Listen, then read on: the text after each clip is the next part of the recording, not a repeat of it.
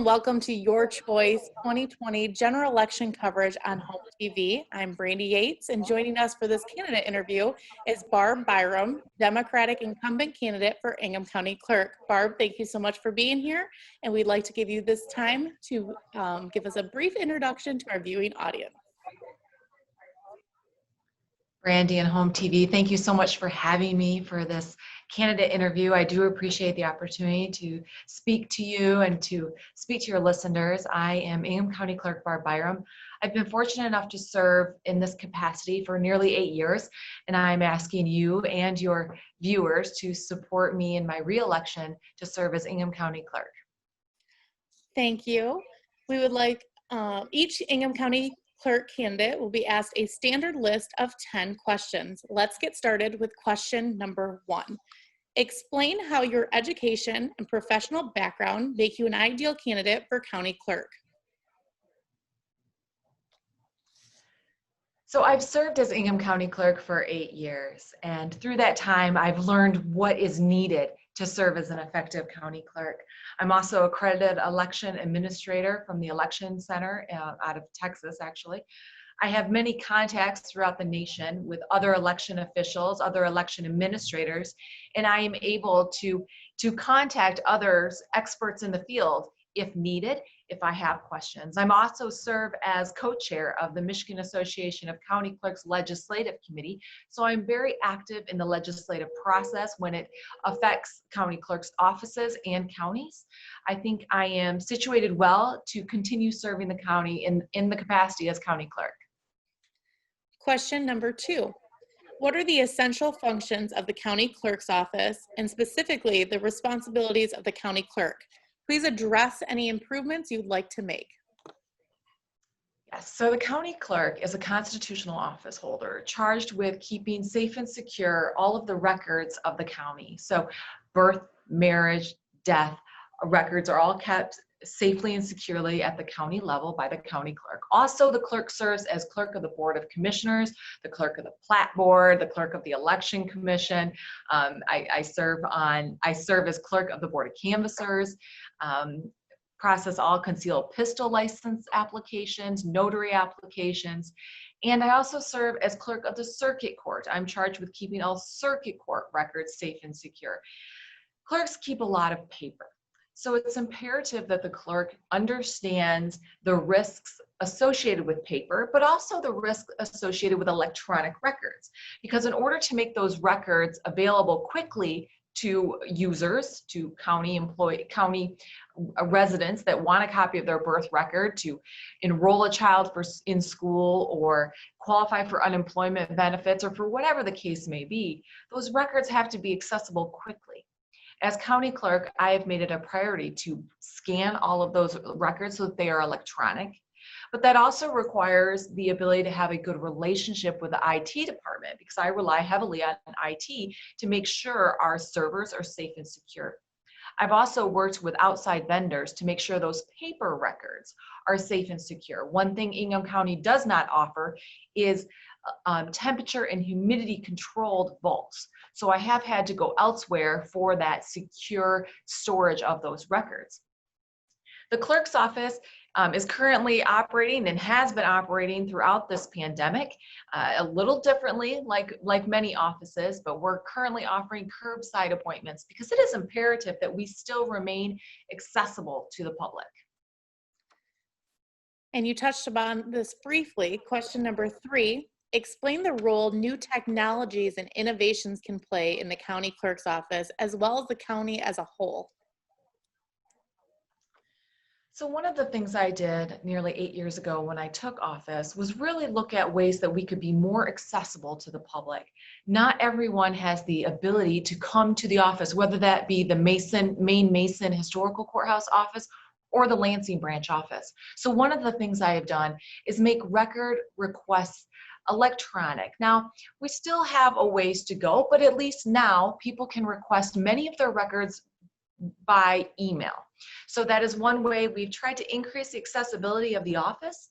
Also, through partnerships with the state of Michigan, we have online concealed pistol license applications, whether it be a renewal that can be done online with a partnership that all county clerks have with the state of Michigan.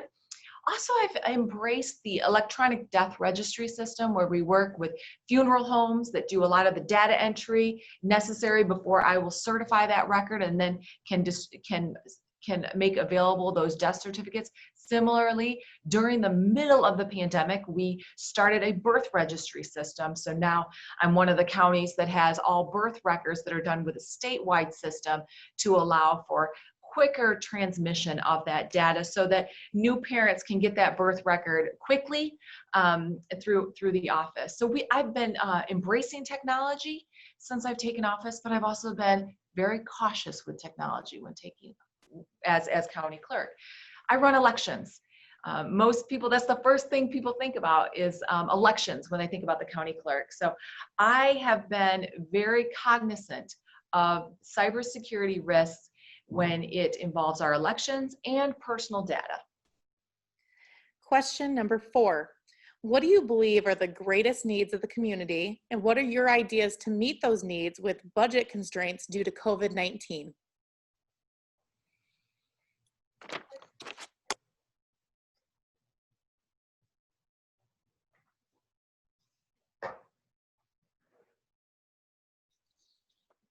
We might have a little Oh, there you are. time.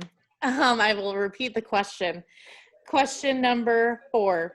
What do you believe are the greatest needs of the community, and what are your ideas to meet those needs with budget constraints due to COVID-19? Yeah, so right now, since the pandemic first hit, we have been seeing an increased need for individuals who have requested concealed pistol licenses, new applications of concealed pistol licenses, marriage licenses. A lot of our first responders have been together for years, but because of the pandemic, they want to get married now.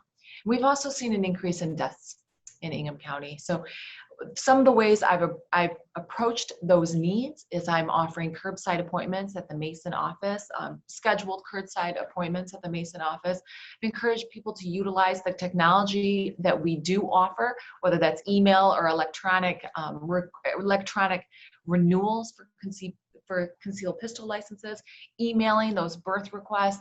We have a system that has been developed to allow for an online application of a marriage license, and then the individuals may come to the clerk's office with a scheduled appointment, again, curbside, masks and everything, to continue that service. And I think that is something that is needed during the pandemic. But what else has changed is public perception of election administration. And one of the ways I have reached out to the citizens is through social media, short videos, to let people know how elections are run in Michigan, how I run them in Ingham County, and how I know our elections are safe and secure.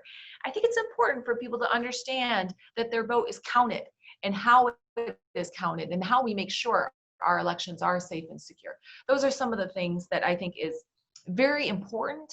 I think it's important to maintain the public trust, and that's why I avail myself to people. If they have questions, concerns, they can email, they can call, and they can contact me. I'm pretty much any social media channel. The next couple questions you've touched on briefly, but I will ask them to give you an additional opportunity.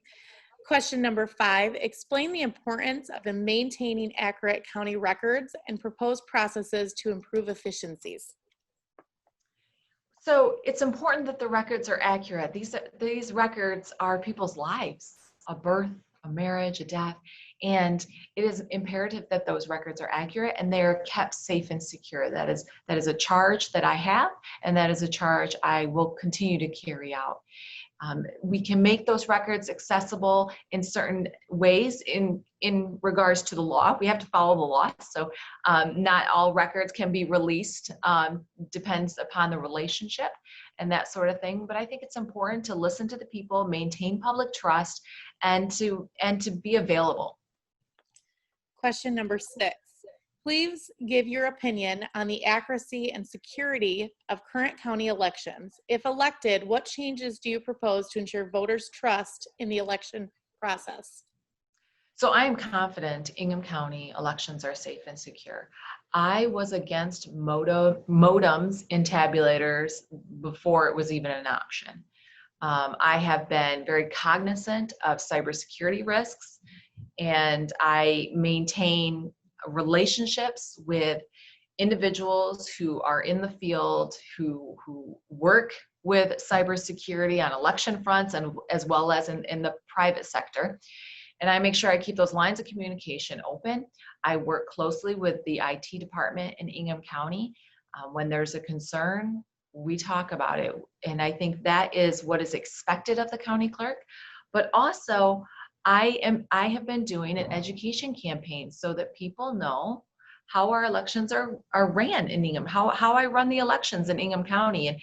And I welcome people to come in. I welcome the conversations. The more eyes we have on our election administration, the stronger and safer it will be. And so I certainly encourage your viewers to consider being a precinct worker. I know Ingham County is looking for precinct workers. Pretty much every local clerk is looking to hire additional precinct workers. Be a precinct worker. If people are concerned about the safety and security of our elections, what better way than to step up and serve? Question number 7. Explain current Michigan election laws and the importance to voters at the local level. How do you believe the election laws should change to support new voting technology and equipment in the future? So election law is extraordinarily complex. So I think the best way to approach this question is from the voter's perspective. So in 2018, Proposal 3 passed. And one of the larger known components of that proposal was no reason absentee voting. So a voter may vote by absentee ballot for no reason. They no longer have to expect to be gone, expect to be away from the polls or of a certain age or anything like that. They can just request an absentee ballot. So let's start there. So a voter must request an absentee ballot in writing, and that writing, that signature, once the local clerk, not the county clerk, but the local clerk receives that application, they will compare that signature on the application with the signature on the qualified voter file.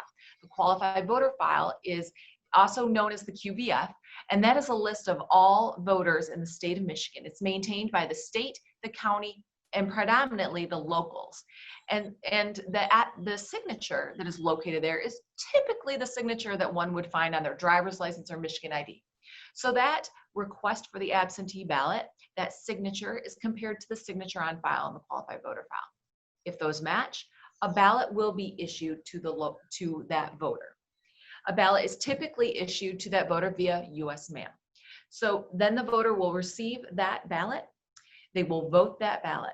Upon completion of the voting, they will put the ballot back in the secrecy sleeve and into the outer envelope. They will then sign the outside of that outer envelope. They may do 3 things with that envelope. First, and preferred, they may hand that ballot over to the local clerk. Just hand it right over over the counter to the local clerk. Or they could put it in the drop box. I know Meridian Township has 2 drop boxes located on either side of the township office, but put it in the drop box. Or they may mail it. Right now, because of the length of time it is taking the postal service to deliver a mail, I am recommending that it be mailed at least 2 weeks prior to the election. But there has been a court holding to allow a little bit more flexibility. But please just mail it no less than 2 weeks before the election if possible.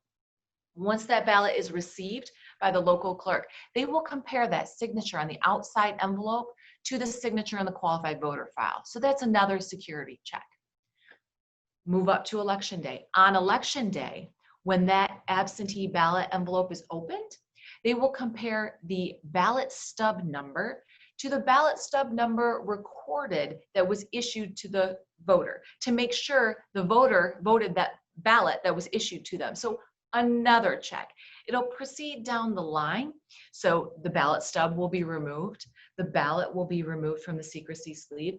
It'll ultimately be flattened and then fed through the tabulator. It's a very long process.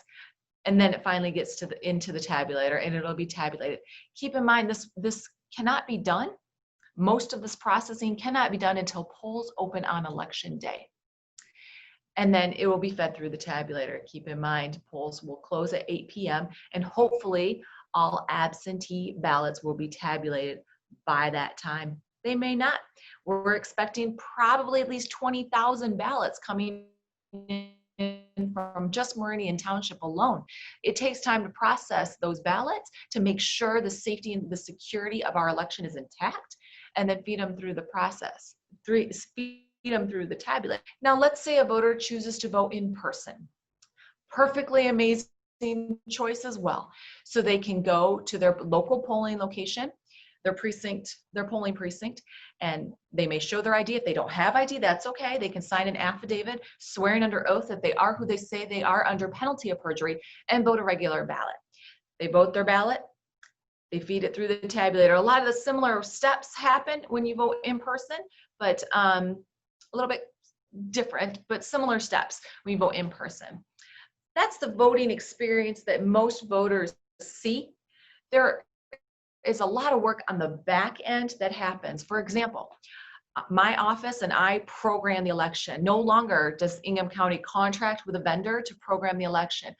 And the reason that is done is strictly because of safety and security of the election. I maintain that we must program, and we shall not rely on a third-party vendor to do that programming, because that increases our risks of all sorts of concerns, and it just increases the risks. So we do that in-house.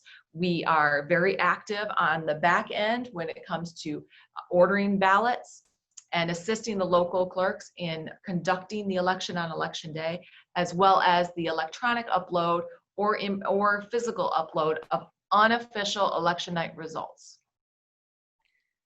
Thank you. Question number 8. Describe ways in which you have fostered local and regional cooperative efforts and any plans you have to foster those relationships if elected county clerk.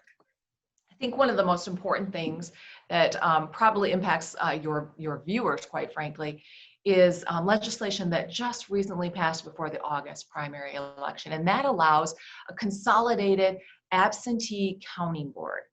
So it can be consolidated to the county level. So right now I am in discussions with Meridian Township to potentially conduct at the county level all of the Meridian Township absentee ballots that have been voted. So we're still working on the contract, still working on the agreement. It is permitted under law. Meridian Township did agree. So we're working out the details. I will likely end up having to hire about 50 people to perform this task, looking at about 20,000 ballots coming from Meridian Township AV County Board. That is the kind of cooperation I hope to see more of. I think Michigan and certainly Ingham County has some of the hardest working election administrators and clerks in the nation. And I am very honored to be able to work with them. And it's been a true pleasure over the past 8 years. Question number 9. How would you plan to maintain or enhance the communications link between the Board of County Commissioners and residents? So as county clerk, I'm clerk of the Board of Commissioners. So some of the things I've done is post their minutes online, post their agendas. In the area of a pandemic right now, not only do I post the audio, but I now post the Zoom video of their meetings. So that's one way to increase the transparency of the Board of Commissioners and their meetings and their decisions and what's factoring into their decisions.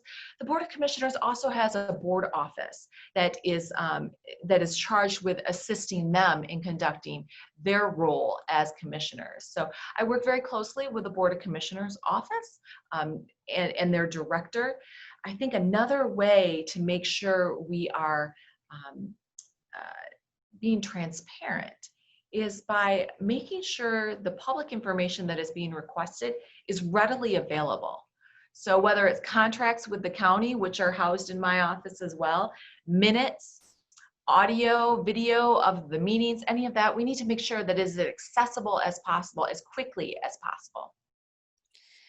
Question number 10 and our final question. What do you consider the top 2 challenges facing Ingham County today and in the future?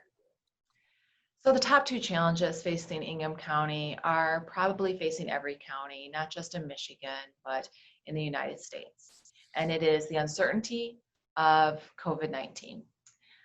The uncertainty as how it impacts our residents, but also the uncertainty in regards to our budgets. Certainly more money, county dollars, needs to go to the health department to keep our residents as safe as possible and to encourage safe practices. But that does come at a cost because there's only so much money in the budget. So that is of concern. We have major budget concerns. Also, a concern is cybersecurity. That has been my concern for years.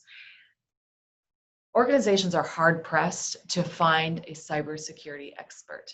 And if they do locate that expert, chances are they're financially out of reach. So I think that is a real struggle that counties and local governments are all going to continue to have: budget and strong cybersecurity protections and resources. Thank you. With a few minutes remaining, we'd like to give you this time to make a closing statement to our audience. So thank you so much. Thank you for taking the time to talk with me or to listen to me. For your viewers, I appreciate HOMTV and your outreach to Meridian Township residents.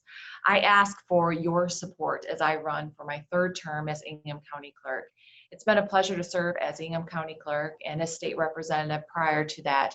And I ask for your continued support. And if anyone has any questions or concerns for me, you're more than welcome to contact me. My email is clerkbyrum@gmail.com, or certainly phone, email, TikTok, Twitter, whatever works. Give me a shout. Any way I can avail myself to you, I am certainly open. And thank you very much, and I ask for your support. Thank you so much for being here. And thank you for watching this candidate interview with Barb Byrum, who is the Democratic Incumbent Candidate for Ingham County Clerk. I'm Brandy Yates, inviting you to watch live General Election Night coverage on Tuesday, November 3rd, right here on HOMTV. Thanks for watching.